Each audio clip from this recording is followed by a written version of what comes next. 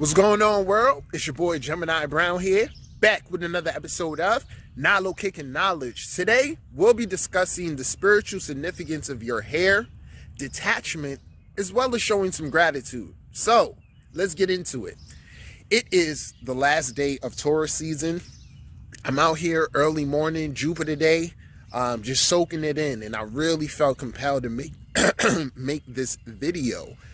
Coming off of my meditations and as well as just things that have occurred. So I first and foremost want to start with some gratitude, man. Gratitude to you, my supporters, my soul family. I'm privileged to do this and share my gifts with you guys. And I feel the love and I feel the appreciation for what I do. Now, I think a lot of times for the actual individual, we're not able to always perceive ourselves as others do, or even fully understand the impact of what we're doing when we're doing it. But, I was taken aback this week when one of my teachers, early in my journey, my YouTube journey. I remember when I had no idea people were talking about spirituality on YouTube. And actually, one of the first people I saw was the Peace Dealer. Shout out to, my Gemini bro. And then there was Ra Imhotep. And I'm not even going to mention his channel name, but for those of you who know, you know. Now, this took me back, y'all, because this is a whole nother wave of YouTube. There is no Gemini Brown at this point in terms of, me seeing myself like this or anything. And I'm just soaking up the knowledge. And he was there to be a teacher for a lot of us. And, his journey is a lot different. And I want to, another one of my mentors let me know this. It's like, the student can never understand the plight of the teacher until, while the teacher's teaching the student doesn't fully understand what the teacher is going through or actually sacrificing to even be able to give them that wisdom. And that really came full surface for me. I just wanted to, express that gratitude. And in that moment, I was able to understand my impact and kind of how it's each one hand washes the other. He inspired me as well as others, and now I'm in a position to inspire, and it's a cycle. It continues, and that's really the star seed movement, the light work movement, all of that. That's that energy. And I was reminded of that. So I just want to say massive respect and gratitude to everyone who's helped me on my journey. Massive gratitude and respect to all of you guys, who continue to, support my endeavors. Now, within that, it is Taurus season. And like I said, we're going to talk about the significance of your hair. So you guys are here with me. You've seen me embark on a journey of just growing my own hair out and letting that rock. And one thing I tell people really know me. I'm an alchemist, man. Like I do experiments. Like life, I'm here on Earth to experiment and transmute. So every facet of my being, I'm trying to experiment and understand. And hair is something that if you become mindful enough, you'll see the significance of it. So just simply, I'm a spiritually inclined person with my awareness who, when I actually was growing my hair, there was an intent behind it. And what I actually do, and anyone can do this, you can use different things to channel your will. All right. So I'm gonna give a quick example of saying, hey, I have a desired result. I want something to come forth, right? There's a desired result that I want. And I'm not going to cut my hair until this result is obtained. Simple as that, right? Now, within that, there's commitment, there's sacrifice, right? You're sacrificing things to do this and commit to this goal. And there's attention and energy. And ultimately, what you find here with hair, everything is energy. This is connected to your scalp, your crown, right? Your hair produces natural oils. And think about it. It's coming from your scalp. So it's a part of your anatomy. And basically what I found is the healthier your hair, the more you grow it out, take care of it, and the naturalness of, because we all have a natural hair pattern. And when that is allowed to just be natural, energetically, we are able to benefit from that. Specifically people of color and the way our hair is dispositioned to really be able to channel from the sun. All of us can, but as above, so below. Just look at, the texture and, even dreadlocks, what that could be a micro, expression of, right? So you want to think about all these things. And now within that, there's more to it. It's not a thing where like I could only benefit from it from growing my hair out. No, what I'm expressing to you is like intent. If you put intent with something, you can channel energy to and extract from it. Okay, so the next part of this is like your hair can be representative of your spiritual nature. So think about it, like if a person just grows their hair long and carefree, it can be reflective of their spiritual attitude. If a person keeps it nice, neat cut, whatever, however they choose to care their hair, is a representation of their spiritual life and energy. This is going to differ for everybody. So I believe there are going to be people, and we could always intellectualize this with astrology to see who would benefit more from always maintaining their hair in a particular way, who can use their hair to garner attention or use it to their benefit. Okay, so regardless how I bring it back to myself in my experiment, the intent behind my experiment was to see how I would spiritually be influenced. Would I get stronger, more intuitive? How would stronger in many different realms? And then overall, one thing, because I'm doing this for spiritual purposes, but you always got to keep in mind you are in the world. In the world, everyone's operating with these. So there is a, I want to say, superficial aspect towards maintaining your hair or how that's evolved, right? Okay, so in my experiment, basically, honestly, I feel as though I was more spiritually in tune from a standpoint of not worrying what others think or thought. So I can say that, yeah, maybe my dreams were more vivid, but I can chalk that up to like different transits and things and just, diet and all of that. But ultimately it reflected in my spiritual attitude.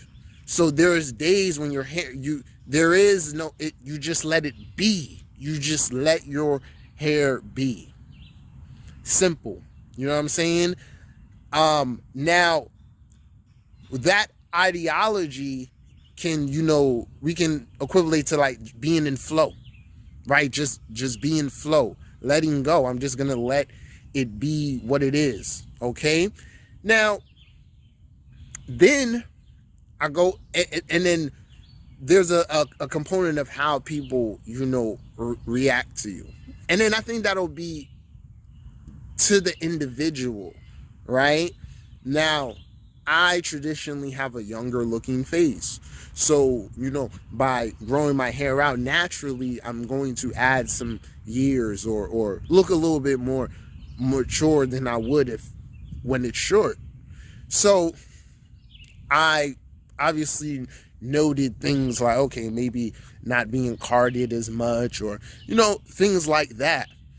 But in a particular sense, I wasn't able to notice at that time like hey, oh wow, I really like your hair like this, or like a constant attention on it where it's like, okay, where a person knows like, oh, okay, I'm getting more attention or something significant is changing in this regard. I didn't necessarily experience that with the hair. In cutting my hair in these last few weeks, it's, now this is like the result. So that was like side A of the experiment. Now this is side B. What's different now? Okay, I've spent all this time. I'm used to this. I know what it feels like. So now I'm attuning my mindfulness to see, okay, what is going to change? Am I going to feel, less intuitive? Am I going to feel weaker in some type of way? And now I got to say, for me, the biggest thing that I've noticed so far is within my meditations, particularly within nature. As I meditate in nature, I visualize the energy, the sunlight beaming down onto my crown. And, depending on the sensitivity that you're in, you can feel all different types of sensations. I will say that I really know that I was channeling more of the solar energy with my hair present. I'm aware of that, just from consistency of knowing how things feel and then noticing that difference. Okay. In terms of actual like intuition, creative ability, can't say I've noticed much of a difference, but through time, when you build certain bridges and things and know how to tap into them, they won't necessarily be affected. Now, the biggest thing that I've taken away or understood this, and it came full circle, also like with the return of, Ra Imhotep, is that I feel as though since I've cut my hair, I've become more quote unquote presentable, right? So it's almost literally for me, especially being a Virgo rising, it's like me going from Pisces. Well, I don't care. I'm just out here flowing. It is what it is. Back into Virgo, like, together, earthy, blending in. And what I'm able to see here is that, or what I want to bring attention in terms of spiritual values, is